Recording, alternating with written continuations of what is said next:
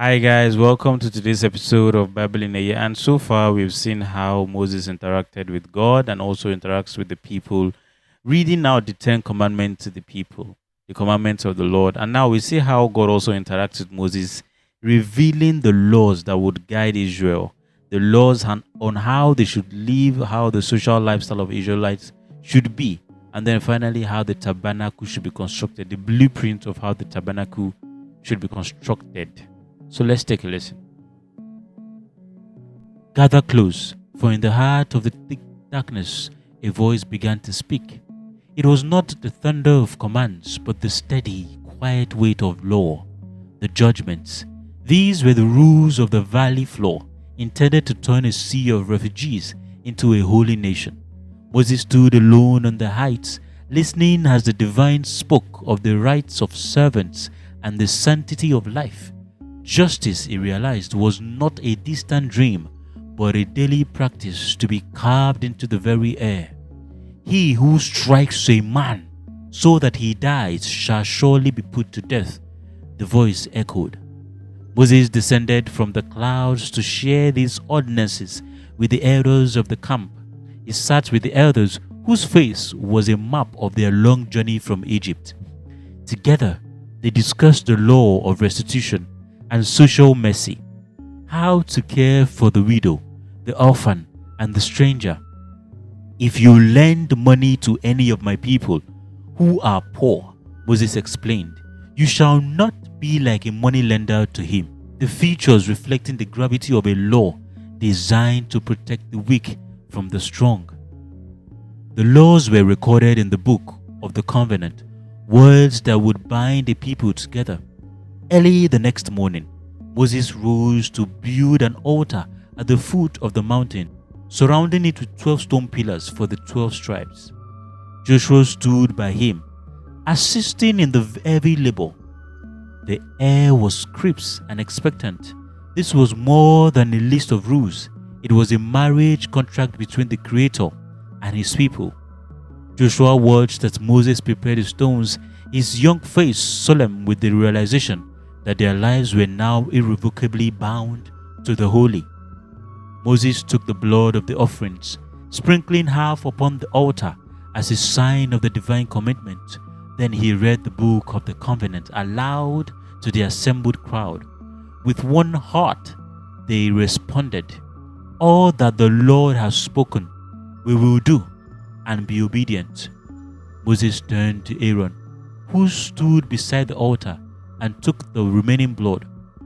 Behold the blood of the covenant, Moses declared, sprinkling it upon his brother as a physical seal. It was a mark of a promise that could never be broken without price. Then came the call to climb higher. Moses, Aaron, and Aaron's sons, Nadab and Abihu, began their ascent with 70 elders. The path was steep, winding through the teeth of Sinai. They climbed with a mixture of fear and exhilaration. Their eyes filled on the heights above. Behind them, the camp grew small and distant. They were leaving the world of ordinary, moving toward a presence that no mortal had ever experienced, a seat at the table of the King of Kings. They reached a high plateau. The heavens seemed to peel back. They did not see a form, for God is a spirit, but they saw the very place where he stood. They fell to their knees in the presence of such beauty.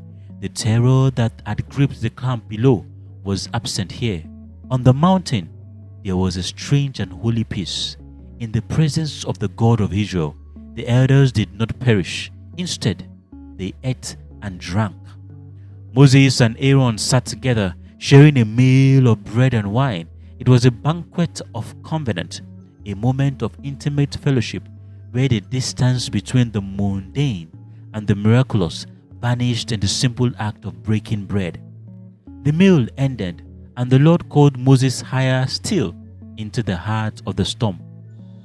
Come up to me on the mountain and wait there, the voice commanded. Moses rose and turned to Joshua, his faithful servant who had followed him this far. Wait here for us, Moses instructed the elders, until we come back to you. Joshua stood ready, watching as his master walked toward a cloud that was thick and luminous like a white fire. For 6 days, the glory of the Lord rested on Sinai, a cloud of silence that tested the soul. On the 7th day, the voice called from the center of the fire. Moses left Joshua behind and stepped into the light.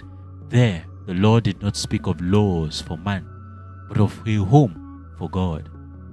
"Let them make me a sanctuary," the Lord said, "that I may dwell among them." Moses listened as the blueprint of the tabernacle was revealed, a portable place of gold, purple, and fine linen. It was to be a place where the holiness of the mountain could walk through the dust of the desert with the people. For the first of the holy vessels shown to him was the Ark of the Testimony. Moses saw the pattern clearly, a chest of acacia wood overlaid with pure gold, topped by a mercy seat where 2 cherubim stretched their wings. Within this ark, the words of the covenant would rest. "There I will meet with you," the Lord promised. Moses stood in the divine workshop, the architect of a new dwelling place, holding the weight of a glory that would soon lead his people home through the wilderness.